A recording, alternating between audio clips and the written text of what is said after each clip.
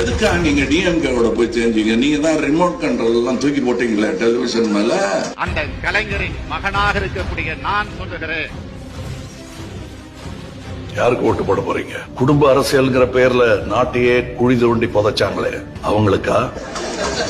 ஏன் நீங்க மறுபடியும் அங்க போனீங்கன்னா ரிமோட் தூக்கி போட்டேன். அதான் சொன்னேன், விமர்சிக்கும் உரிமை ஜனநாயகத்துக்கு உண்டு. அது தூக்கி போட்டேன். ஆனா ரிமோட்டை வேற ஆள் தூக்கிட்டு ஓடிட்டான். ஆகா, அங்க போக கூடாதியா. ரிமோட் ஸ்டேட்டோட இருக்கணும். கல்வியே அப்படித்தான் இருக்கணும். நாங்க நினைக்கிறோம் ரிமோட்டை கொடுப்போம், எடுத்துட்டு வா திருப்பி. பரவாயில்ல, நம்ம ஒழிச்சாவது வைப்போம். ஒருத்தர் மேல ஒருத்தர் அடிச்சுக்க வேண்டாம். இனிமே எவனா வந்து தூக்கி போயிடலாம் அப்படின்னு எடுத்த முடிவு. அந்த அலையன்ஸ் புரிஞ்சுங்க. புரியல சும்மா இருக்கு.